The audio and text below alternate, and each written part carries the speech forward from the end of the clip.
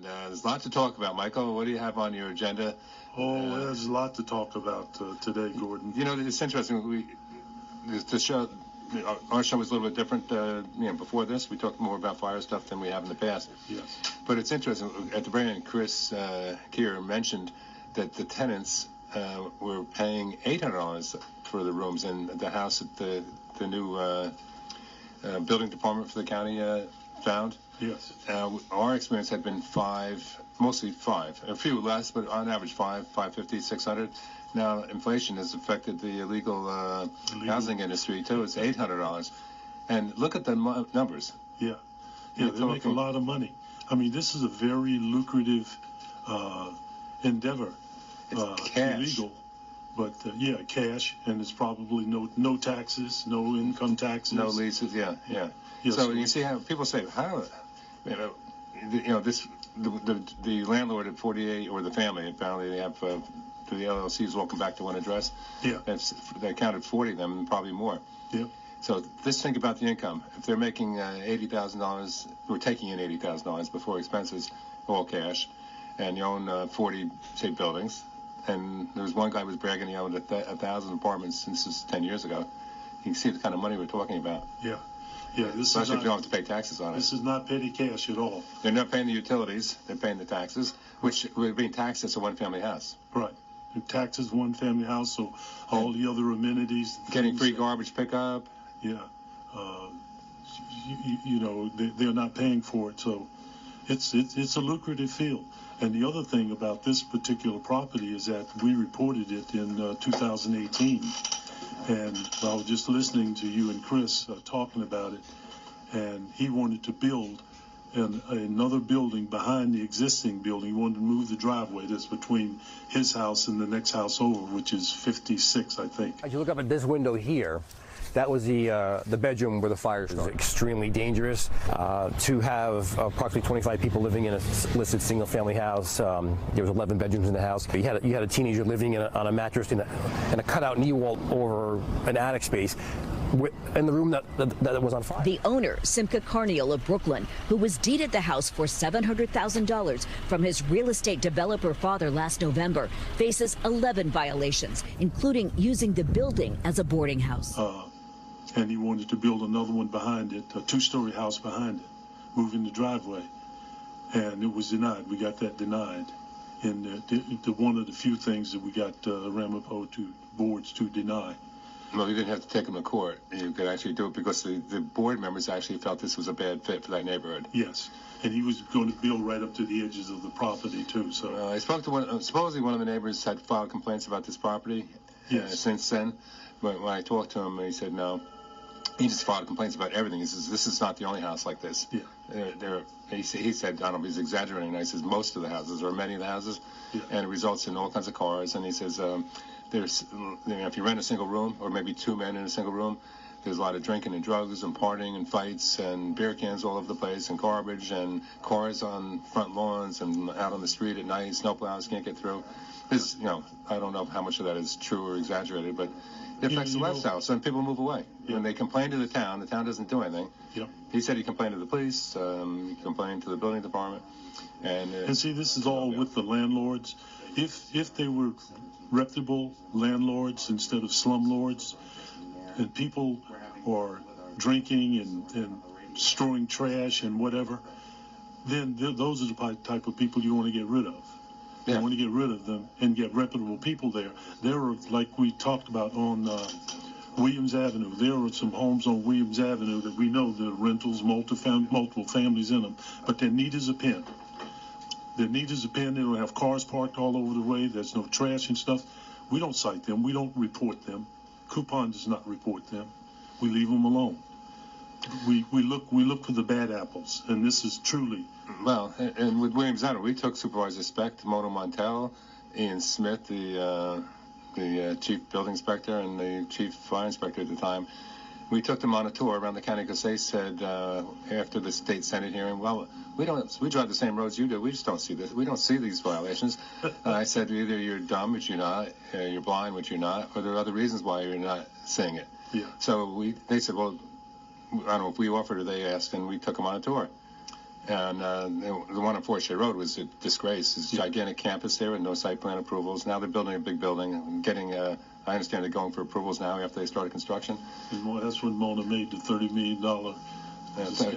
Her answer to that was, I said, how does this happen? The democratic process was aborted here. There are no public hearings for the neighbors that are affected. Whether they care or not would be, you find out at the public hearings. And then no variances, no site plan approvals, no planning board approvals, no permits. How's this happen?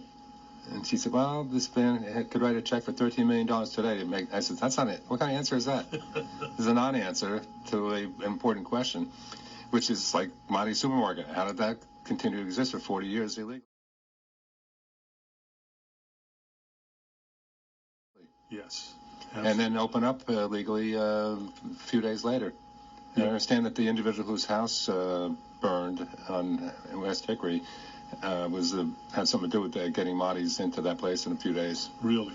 Yeah. I wouldn't doubt it because, as I said before, I mean, there's a lot that goes on, and people dislike this, but there's a lot of hidden persuaders that has power that influence a lot of the things that's going on both in Ramapo and Spring Valley. Well, and in this case, I don't think they're that hidden. I think it's the town supervisor and his staff that allow this to continue. Yeah. Now, the supervisor seems like a nice man. When you talk to him, yeah, seems like a nice man. But why is he allowing this under his watch? And he's playing Russian roulette. It's only a matter of time till they have, I'm amazed it hasn't happened lately. We've had multiple fatal fires before, but. And does he realize that this is going to be his legacy? Well, they want to have a legacy like Alan Simon, and Alan Simon, I think, could care less. He would be happy to have any kind of legacy other than him getting disbarred and thrown out as a judge. I've known Alan Simon for many years, probably 40 or more years, and he's intelligent. He's very intelligent, but the stuff that he's gotten himself involved in and the judgment is just amazes me. How people this intelligent and this educated can do the things they do. Yeah. And I'd say the same thing about the town of Ramapo. What are they thinking or not thinking? What do they think? To move into another the subject, the state, our Governor Hochul, the proposal that she put in her budget I can understand her wanting to build hubs at train stations and stuff, multifamily development at hubs for commuters. But then she's got the other part of her budget was the accessory apartments, so that all single-family homes throughout the state could put in accessory apartments. Like Grandpa does so well. Like Grandpa does so well. They call something a two-family. Yeah. And each one has an accessory apartment. They call it two-family with two accessory apartments. They don't call it four-family, which means it's a multiple dwelling. Right. And then where three-family becomes six families. Yeah. Or more. Yeah, or more. Right. And see, that's happening in Ramapo now, especially all over Muncie, and they want to implement that, let that go through the rest of the state. That's going to be very problematic. This interferes with the home rule. New York is a home rule state. So are we getting rid of home rules? Are we getting rid of zoning laws? Now, part of her, the state senator and congressman has the same bill, has a bill that they're trying to peddle through both the Assembly and the Senate. The exact same thing, to have accessory apartments anywhere. Okay. Takes away the local, some communities would be very much against it. Some are in favor of it, but they'll let them do it themselves. If they want to change the zoning ordinance, go ahead. Right. Westchester, with their press conferences that they've had in Westchester, a couple, with a number of county executives and supervisors and things, they got the governor has rescinded she took out of her budget the hubs at the major train stations. But what's unclear is whether or not she removed or left intact in her budget the accessory apartments throughout the state. That's going to be a problem. earlier. Mike Carey from Coupon Nanuet posted something this morning. I don't know if you saw it. Yeah, I did. I saw Mike's, but I also saw Steve Lieberman's. And Steve Lieberman's article really, I don't want to say skirted the issue, but he was clear that she had removed the hub development, but not the accessory apartments. So everybody's afraid that she's taking it out for now, and then if she gets reelected in November, she'll put it back in. Well, further down in his article, he mentioned that the state senator and the state senator Hartman and Assemblyman Epstein's bill, it's still active. Both of these things are still active in their bill. That's what Mr. Carey mentioned, right? Yes. Yeah. Yes. But they're not, it wasn't clear that she had removed it from her bill. So you can always come back with, She can always come back make a with few it. tweaks to it, and that's what they do, make a few changes and bring it back. But there's bipartisan Republicans and Democrats, elected officials, local elected officials are against it. Be interesting to see who's behind this, who's pushing it.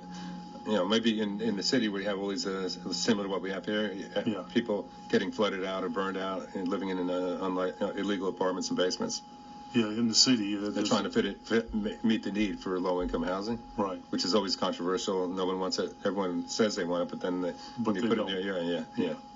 Or if they build it, they build next to segregated, put it next to the railroad tracks or the slaughterhouse. So, in undesirable areas. It's never going to be fully integrated, or it doesn't look like it's going to be fully integrated, where low-income and upper-income people can live together harmoniously. It doesn't look like that's going to happen in the near future, but in the distant future, maybe. Okay. Also, one of the things that I wanted to mention too was about Bluefield Extension. A lot of people have heard me talk about Bluefield Extension and seen my emails about it. There were 5 homes here, 5 buildings. They're going to take these buildings down, and they were approved to build 20 units here, okay, in January of 2014. And they're calling this Bluefield Extension. The problem with this is that Bluefield is across the street, which is in the hamlet of Muncie. Bluefield Extension is in the hamlet of Hillcrest. And there is nothing like this in the hamlet of Hillcrest, and we do not want this in the hamlet of Hillcrest. What the Planning and Zoning Board approved was it appears to be mostly illegal. There was an absence of a GML, so we are opposing this, and we're going to continue to oppose it. We're in court. We filed an Article 78 to oppose this because it's unlike anything in the character of Hillcrest, and the county has gotten involved. They disagree that this should be built and that there was no GML, and likewise the county has filed a lawsuit against the builders in the town for approving this project. And then we had a house over here adjacent to it that burned mysteriously on a hot August day.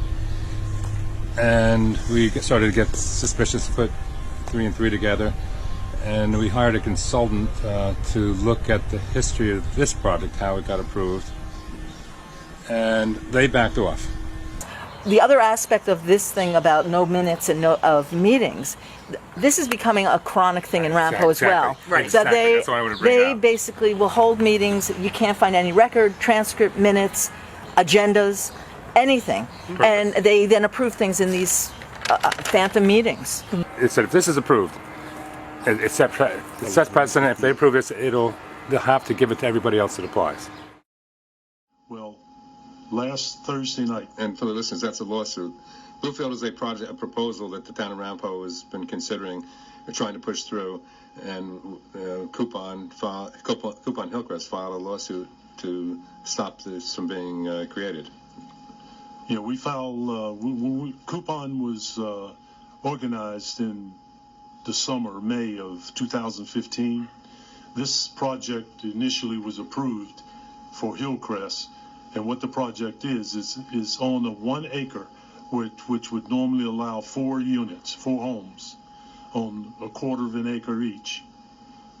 They approved 20 units. It was on 24 one- originally, I think. Well, they approved 20 originally, then the builder came back with 24. That's right. Yeah. That was he made a mistake doing that. He made a mistake, He got and then greedy. he allowed his original approval to expire. And after it expired, coupon came into existence. Then when he came back to ask them to renew it, we objected to it.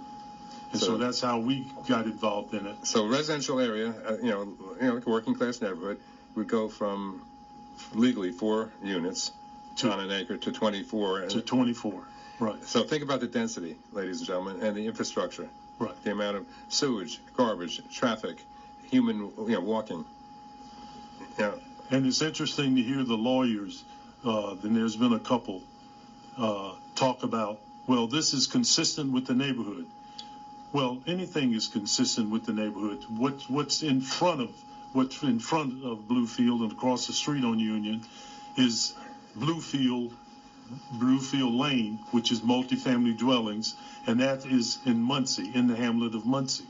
Bluefield Extension is in the hamlet of Hillcrest. And Spring Valley is right on that. Spring Valley's on one border, New Hempstead's on one border, Muncie's on one border, but it's in Hillcrest. And below that is a street called Ibeck Court, which is all single-family homes, large homes, and they want to expand and move down further. All those zones, like Ibeck Court was, I think, that whole area was R15, meaning you needed a minimum of 15,000 square feet to build a one-family house. Right. So back in the 80s, I believe, or maybe the early 90s, they downzoned it to allow 2 houses on 20,000. Yeah. With a common property line, firewall in between. Yes. So you have one house on each side, one family on each side of a firewall. So now you allowed two on 20,000 instead of 1 on 15, or it would have been 2 on 30 before. Right. So that's not enough. Now they want to do more and more and more. More and more and more. So everything's going to turn into gigantic multifamily dwellings. And the infrastructure cannot handle it. Traffic is terrible now in the Hillcrest Spring Valley area. So when they allow this is, really bad planning. This is. Any reasonable person would look at what they want to do there and realize there's parking is going to be a problem. The playground that they're proposing for the kids will be pretty much in the parking areas, which will endanger their kids. It's ridiculous. It really is. And adjacent to it, there's another one, 158, 160. West Eckerson. They want to build there, want to do the same thing. And that builder has came to the planning board a couple of times, and we've beat him back. And he's been told to reduce the number of units he want to build and before he come back to the planning boards. But he keeps coming back with the same stuff again and again. And people need to understand this Bluefield has been approved. This will be the 4th time it was approved. So and we have beat them in court every time. For the listeners, if it wasn't for Coupon's efforts, they probably would have had at least 20 living units there. Right. And then the town is so poor at enforcing things, it probably could have been more. Yeah. And they convert the basements, and et cetera, et cetera. So how long have you held this up? It's been since 2015, so it's going on 7 years. So going on 7 years that you, or we as private citizens, can fight City Hall, in this case the town of Rampo, right, and their boards, who just boilerplate. The county planning people recommend do not approve this project, correct? Right.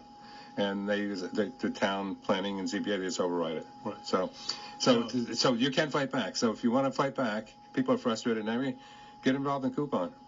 That's right. 7 years, and we're going to continue the fight, right? We're going to continue the fight. What happened 2 weeks ago? They proved it again. Yeah, they approved it the last Thursday before last, and the irony and the thing that was really disturbing to me at this last approval on the ZBA, 2 members of that board of the ZBA are residents of Hillcrest. There are 5 people there.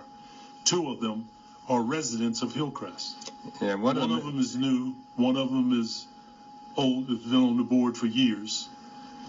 And in December, our lawyers present a compelling information and case why this should be rejected. And so instead of voting on it then, which we felt that they would reject it back in December, on December 16th, they adjourned it to February so that they could read the information and decipher it and then vote. So the meeting Thursday, a week ago Thursday, was purely for them to vote. The public session had been closed. And when they voted on this, now one of the residents of Hillcrest had voted against it twice, and it required a supermajority because the county had voted opposed it. So they required, through their GML, the county's GML opposed them building what they wanted to do there. So they opposed it. So now it requires a supermajority by this board, meaning 4 out of 5 had to vote for it in order to approve it. And they take the vote. The new member from Hillcrest voted against it. And then the old member who had voted against it before voted for it. And they could have stopped. The other 3 we knew were going to vote for it. So how come? Maybe we can find out how, why, who got to her, what, he, her, or him. It's speculation why that member would decide to vote for this project. But we're going to take it back into court.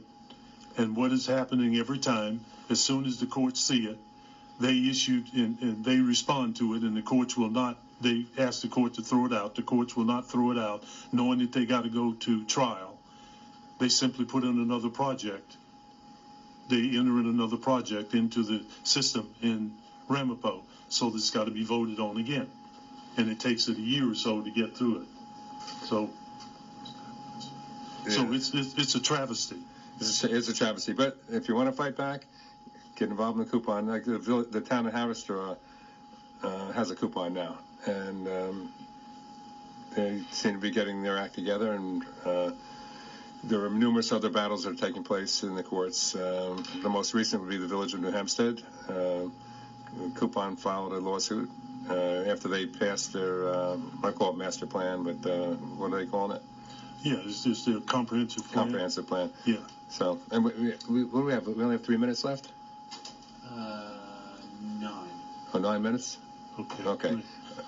So do you want to talk about New Hempstead? What else do you have on your... Yeah, New Hempstead, that's a interesting situation too, where they've came out with a comprehensive plan that mirrors what they want to do in the Ramapo Northeast plan. I would say dovetails right into. It's almost like they're all working for the same builder, Right.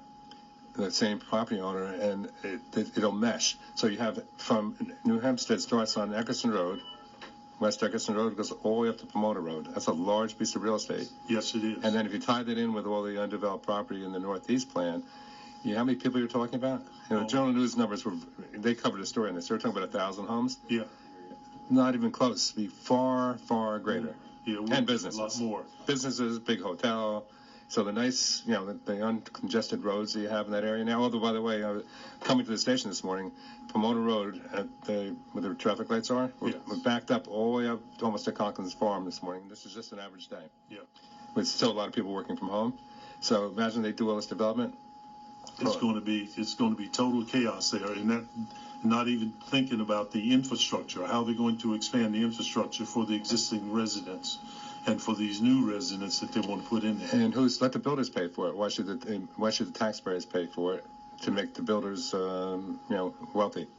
And the other thing about this is that usually you'd have doing the secret reviews, you get the residents involved and they just didn't get many residents involved in New Hempstead.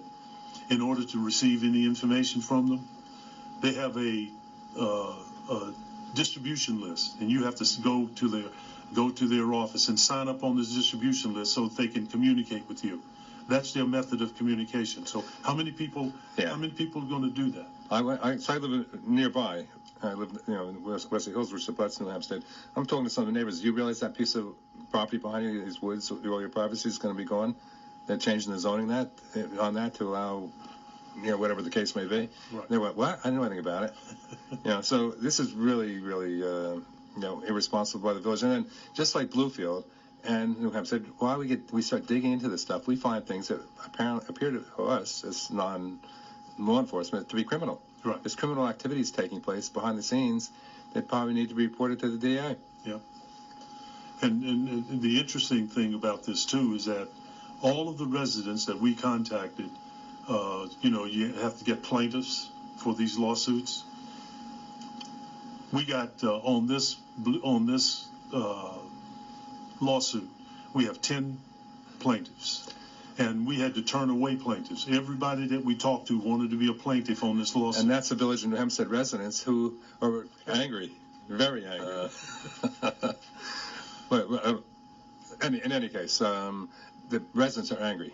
They're frustrated because the people that are representing them, that are in office, are not looking out in their best interest or everyone's best interest. So, yeah, you're right. I know people are angry. They want to fight back. So, and we're happy to accommodate them.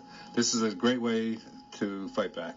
I think that most people realize that there's going to be, quote, progress, and progress means that there will be some encroachment on what you might have experienced in the past based on your living conditions and your community values and whatever. But at least governments should get their citizens and get their residents involved so that they can listen to their concerns. Honest give and take. Honest give and take. And when they do that, they can come out with something that won't be, nobody's going to ever agree with everything that you do in any situation when there's multiple people involved. But when you get people involved and give them the chance to express their concerns, and you accommodate those that are reasonable, you'll get more buy-in than you will just by dictating this is the way it's going to be, and thinking that people in this day and time, people don't accept dictators. Well, one of our more intelligent listeners just texted, politicians do the bidding of the strongest voters. When more people vote, the balance will change. Well, that's always been a problem, because many people do not vote. They're busy, they don't care, they think their vote won't make a difference. Yep, that's so true. Oh, here's another one. Before the show ends, I'm reading this before I read it myself. Before the show ends, tell the listeners how to join Coupon. Well, anyone can join. We have 15 coupons, and depending on where you live, is the coupon that you would join. But if you want to know how to join and you don't know whether there's a coupon in your area, and we can't give them all on the air, you can send an email to couponrockland@gmail.com, and give us your address, where you live, and we will respond to you and tell you which coupon to. We'll give you the name and address and phone number of a person in your local area with a coupon. And I'm the president of Coupon, and Michael's vice president, and he's chairman or president of the Hillcrest Coupon. Hillcrest. And founder of Coupon. Right. And I think that the radio program is to discuss and to inform the listeners of the irresponsible development and illegal housing problems in Rockland County and beyond. That's really true. And you can fight back and win. Yes, you can fight back and win. And even when things are wrong, sometimes even the majority will want to do something that is not in the best interest of all of the citizens. You can, if it's not right, if it's not legally not right, you have a recourse, because a lot of things that goes on, especially with municipalities, with all of the little villages and things, sometimes you have to get a different opinion on it. And that's what we do. The opinion is the judicial system, which is not tied to any of the municipalities. And that's where we take these illegal builders and the villages that want to, the elected officials that want to, and the municipalities that want to build things like Bluefield Extension. We take them into the court system and let them rule on it. And I will tell you, Coupon has not lost one yet. Knock on wood. Knock on wood. The time may be coming, but right now, and we stopped many projects without having to take legal action. So, the listener who's texting said, how do you tell people how to join? How does one get involved in Coupon? Because there are coupons all over now, And the one in Stony Point is not active, but you have coupons pretty much all over the whole, most of the county. Yeah, we have coupons in all over most of the county. And 1 minute. okay. And again, in order to join a coupon, send your information to couponrockland@gmail.com. Say it again. couponrockland@gmail.com. Coupon is spelled CUPON. Rockland@gmail.com. You send us an email. If you want to join the coupon, you give us your address. We will respond to you with the appropriate information for the contact in your area where you live.